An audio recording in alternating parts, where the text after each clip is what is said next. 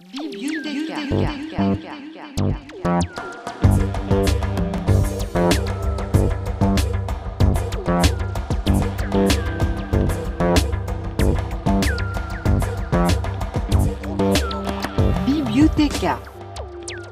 Moi, j'essaie juste de montrer la Corse telle qu'elle est, telle que tout le monde la voit, mais telle que tout le monde ne l'appréhende pas ou pas, c'est-à-dire comme quelque chose de fragile à préserver, quoi, que ce soit tant au niveau de son histoire, son patrimoine, mais aussi de ses paysages, tout simplement, de son côté naturel.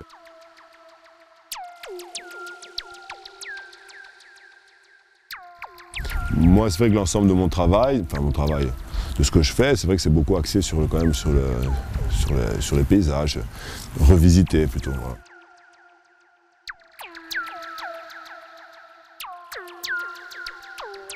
C'est un mélange des deux, c'est de hasard, de la prévoyance.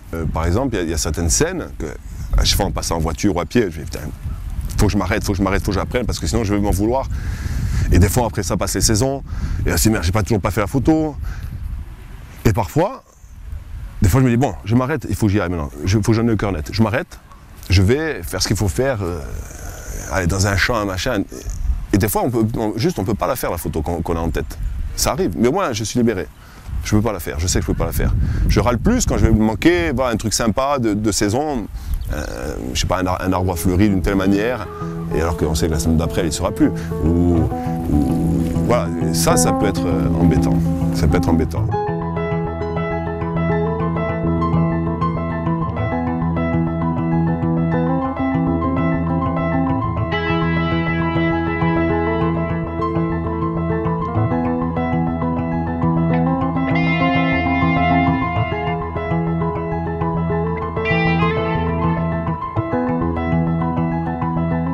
Par exemple, un petit lever de soleil du côté d'Herbalongue avec un copain à moi, on va, en hiver c'était pas terrible, je ne vais pas trouver ce qui me plaisait.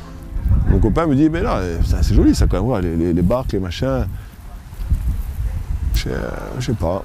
Et puis finalement, on va poser le trépied, poser tout, et puis c'est une des photos qui finalement ont le plus marché, c'est avec les deux barques à Herbalongue, qui a très bien marché alors qu'à la base, j'aurais sûrement pas fait.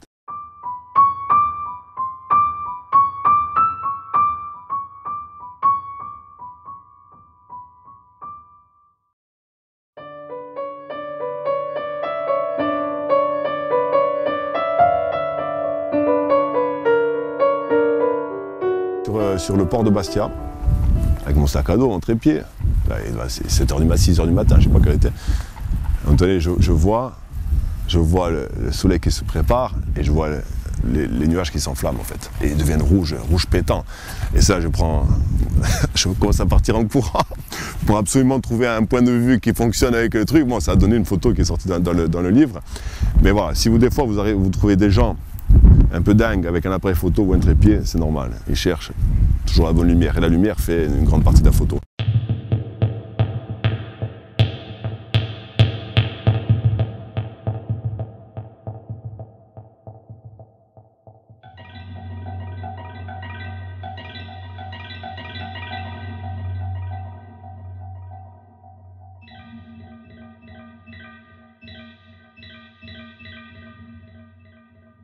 Je pense qu'il faut arriver à maîtriser toutes les règles de base, et les maîtriser complètement pour pouvoir s'en détacher. Parce que sinon, on ferait tous ces mêmes photos.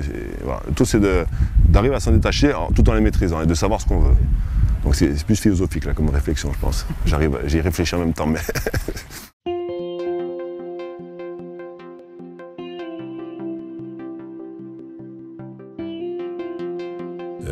là, sur l'exposition, on a les photos du lac du Capitelle que j'ai voulu différentes. Encore une fois, on revient toujours sur cette histoire de voir les endroits et un peu les revisiter. On distingue bien la falaise au fond, mais seulement elle est prise à moitié hors de l'eau, la moitié sous l'eau, avec un appareillage particulier. Et ce qui fait qu'on arrive à profiter du côté du fond du lac, finalement, qui est quand même assez clair, qui est assez intéressant, et la prise de vue classique au-dessus. Voilà.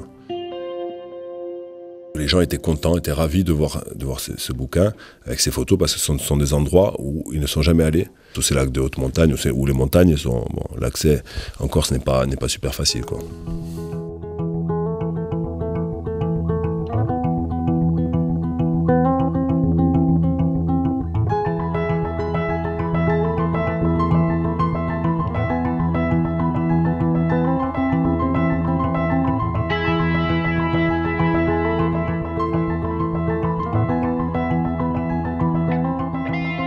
je suis quelqu'un de très nostalgique. Tu sais comme moi que j'ai grandi dans un petit village qui est à côté d'ici, qui s'appelle Castille, et moi je pense que ma génération est très ancrée encore dans cette vie de village qui n'existe j'ai l'impression plus beaucoup, quoi. Où il y avait beaucoup de choses qui se faisaient en commun, où les villages étaient beaucoup plus peuplés, avec une plus grande jeunesse. Et notre vie, on l'a passée dehors, en fait. On la passait pas à l'intérieur. Donc, comme les vieux cons, on va dire, c'était mieux avant. La vie se passait dehors. Et notre quotidien, c'était tout. C'est le vieux village, on tournait, retournait dans tous les sens. Et peut-être que ça c'est resté ancré en moi. À la fois cette nostalgie de notre jeunesse, mais aussi du passé, quoi, de la vie en Corse, comme elle se faisait avant. Et ça, ce sont les derniers vestiges. Une vieille porte, un vieux linteau de granit ou quoi. Voilà, et ça, effectivement, les deux se rejoignent. La nostalgie, mais aussi le côté graphique. Il y a des petits détails de travail sur le bois ou sur les petites poignées en laiton ou n'importe quoi qui valent le coup d'œil, quoi. Et qui sont loin, je trouve, des portes standardisées qu'on a aujourd'hui.